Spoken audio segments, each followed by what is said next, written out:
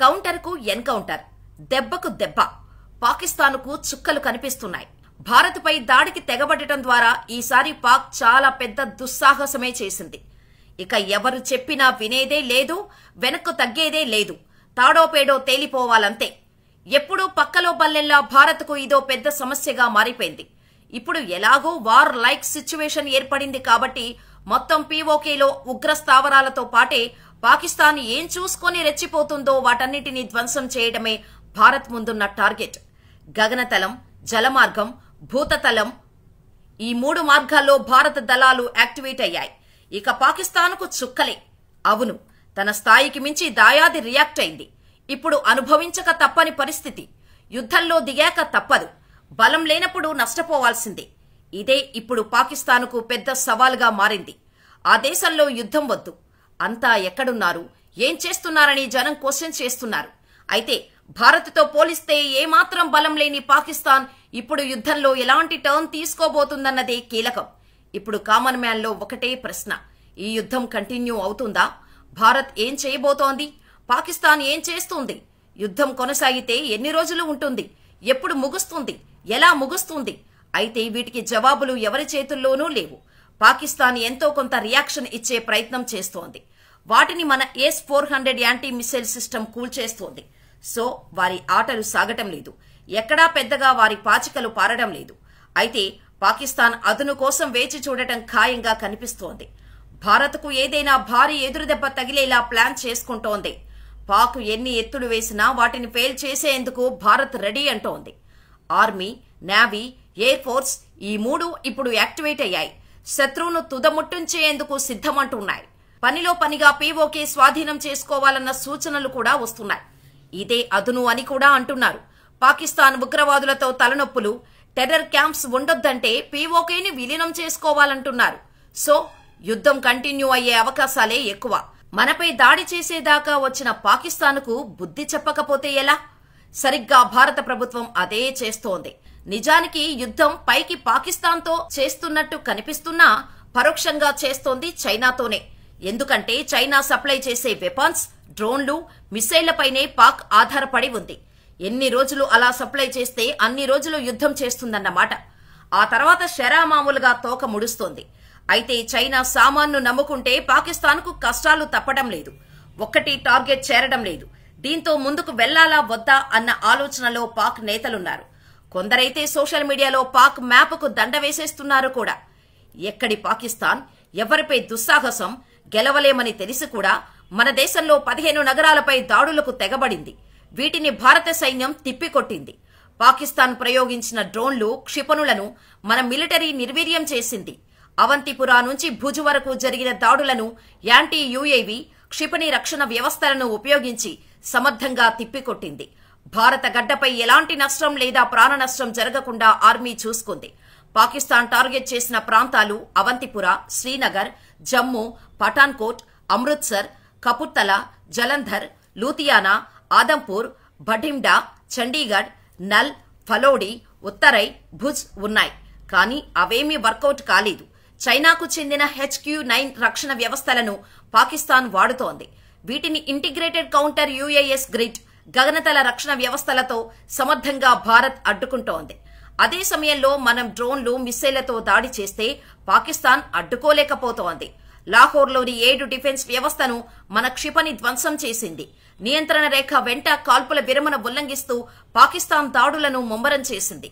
జమ్మూ కశ్మీర్లోని రాజౌరి, మెంథార్, పూంచ్, ఉరి, బారాముల్లా, కుప్వారా ప్రాంతాల్లో మెట్రార్లు భారీ ఫిరంగులతో రెచ్చిపోతోంది. అయితే వీటికి భారత్ ధీటైన సమాధానం చెబుతోంది. పాకిస్తాన్ దాడులకు రుజువుగా వాటి శకలాలను ఆయా ప్రాంతాల నుంచి ఆర్మీ సేకరిస్తోంది. పాకిస్తాన్కు ఎన్ని రోజులు యుద్ధం చేసే కెపాసిటీ ఉంది? భారత్ గట్టిగా కథన రంగంలోకి దూకితే ఎన్ని రోజుల్లో కథ మారబోతోంది? భారత వ్యూహాలను పసిగట్టలేని పరిస్థితుల్లో దాయాది ఉంది. అందుకే ఈసారి యుద్ధంలో టోటల్గా కథ మార్చేయబోతోంది ఇండియా. ఇన్నాళ్లు వేచి చూసింది చాలు. ఇక చాప్టర్ క్లోజ్ అంటోంది. భారత్ స్ట్రాటజీ ముందు చేతులెత్తేస్తోంది. అసలు వ్యూహం లేదు, వ్యూ లేదు. అలాంటప్పుడు పాక్ ఎందుకు యుద్ధానికి కాలు దువ్విందన్నది పాకులో జనం క్వశ్చన్. మరోపక్క పాకిస్తాన్ జనం మొత్తుకుంటున్నారు యుద్ధం వద్దని. అయినా వింటేనా? రెచ్చిపోయారు. ముందుకే అన్నారు, బీరాలు పలికారు. కానీ కథ మొత్తం మారిపోతోంది. పాక్ అన్ని విధాలుగా కోలుకోలేని పరిస్థితికి వెళ్లిపోతోంది. అయితే ఇంతదాకా వచ్చిన మ్యాటర్ను భారత్ అంత ఈజీగా వదిలిపెట్టదు. ఎందుకంటే మనం దాడి చేస్తే పాక్ పౌరులు ఎవరూ చనిపోలేదు. కానీ పాక్ రేంజర్ల కాల్పుల్లో ఎల్ఓసి దగ్గరి గ్రామాల్లోని మహిళలు, చిన్నపిల్లలు బలయ్యారు. ఇది పాకిస్తాన్ దుష్ట నీతిని బయటపెడుతోంది. ఇలాంటి పరిస్థితుల్లో భారత్ కథను వేగంగా ముగించేందుకే ఆలోచిస్తోంది. మళ్లీ నోరెత్తద్దు, అది మ్యాటర్. సరిహద్దు రాష్ట్రాల సీఎంలతో ప్రధాని మోడీ ప్రత్యేకంగా ఫోన్లో మాట్లాడారు. రక్షణ చర్యలను అడిగి తెలుసుకున్నారు. జాగ్రత్తలు చెప్పారు. ఎమర్జెన్సీకి సిద్ధంగా ఉండాలన్నారు. అటు కేంద్ర వైద్య ఆరోగ్య శాఖ మంత్రి జేపీ నడ్డా కూడా మెడికల్ ఇన్ఫ్రాస్ట్రక్చర్ పై మీటింగ్ పెట్టారు. పౌరులపై దాడులు జరిగితే ట్రీట్మెంట్ ఇచ్చేలా, ప్రాణ నష్టం తప్పించేలా ముందు జాగ్రత్త తీసుకుంటోంది. అటు త్రివిధ దళాలు అన్ని రకాల బలగాల ప్రతినిధులతో హోంశాఖ, రక్షణ శాఖ భేటీలు నిర్వహిస్తోంది. దేశ రాజధాని ఢిల్లీలో ఎయిర్ రైడ్ సైరన్లు మోగించారు. ఇదంతా ముందు జాగ్రత్త కోసమే. దేశ రాజధానిపై పాకిస్తాన్ దాడికి ఒడిగట్టే యత్నం చెయ్యదు. ఒకవేళ చేసినా అడ్డుకునే పరిస్థితి మన దగ్గర ఉంది. అయినా సరే ఛాన్స్ తీసుకోవటం ఎందుకు అని జనాన్ని కూడా అలర్ట్ చేస్తున్నారు. ఎంతకైనా మంచిదని ఐపీఎల్ వారం వాయిదా వేశారు. పాక్ సరిహద్దుల్లో బ్లాకౌట్ చేస్తున్నారు. సాయంత్రం 5 అయిందంటే మార్కెట్లు బంద్ చేస్తున్నారు. ఇవన్నీ చూస్తుంటే ఏమనిపిస్తోంది? ఖచ్చితంగా పాకిస్తాన్తో యుద్ధం కొనసాగే అవకాశాలే ఎక్కువగా ఉన్నాయి. అటు భారత్ చేసిన క్షిపణి, డ్రోన్ అటాక్స్లలో లాహోర్, రావల్పిండి, సియాల్కోట్ లాంటి వాటిని టార్గెట్ చేసింది.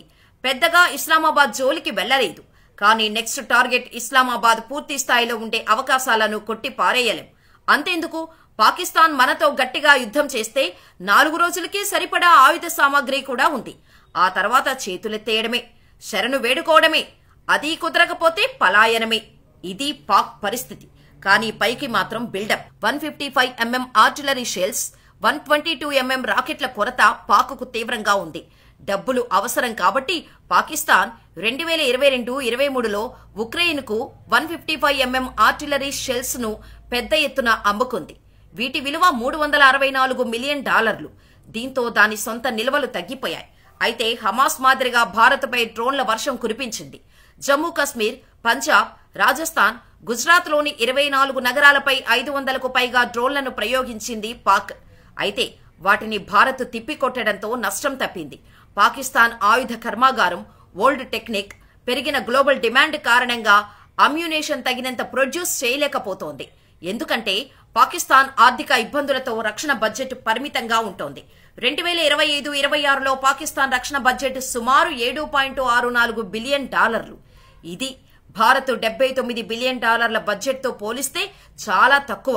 యాంటీ మిస్సైల్ ట్యాంక్స్, రాకెట్ లాంచర్లు, ఇతర సంప్రదాయ ఆయుధాలతో కూడిన పాకిస్తాన్ వెనకబడి ఉంది. భారత్ వద్ద 3975 ఆర్టిలరీ గన్స్ ఉండగా పాకిస్తాన్ వద్ద 2629 మాత్రమే ఉన్నాయి.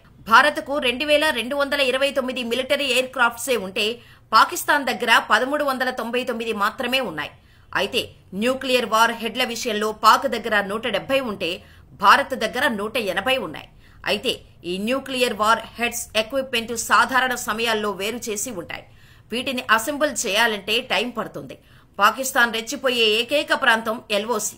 అక్కడ మాత్రమే తన ప్రతాపాన్ని చూపుతుంది. ఇప్పుడు ఆ పాక్ అవుట్ పోస్టులను కూడా భారత్ ఎలిమినేట్ చేస్తోంది. అణ్వాయుధాలైనా, యుద్ధమైనా భారత్ విధానం ఏంటంటే మొదట తనకు తాను ఏ దేశంపై దండెత్తొద్దు అని. నో ఫస్ట్ యూజ్ దీని అర్థం. అదే పాకిస్తాన్ మాత్రం ఫస్ట్ స్ట్రైక్ పాలసీ ఫాలో అవుతోంది. కానీ చివరి పంచు మాత్రం మనదే. కశ్మీర్ వివాదాన్ని శాశ్వతంగా పరిష్కరించటం, సీమాంతర ఉగ్రవాదానికి మద్దతిస్తున్న పాకిస్తాన్ పూర్తిగా కట్టడం చేయటం, దక్షిణాసియాలో భారత ఆధిపత్యాన్ని బలోపేతం చేయడమే వ్యూహంగా ప్రస్తుతం భారత చర్యలు ఉండే అవకాశం ఉంది. మరి చూడాలి మున్ముందు ఏం జరగబోతోందో.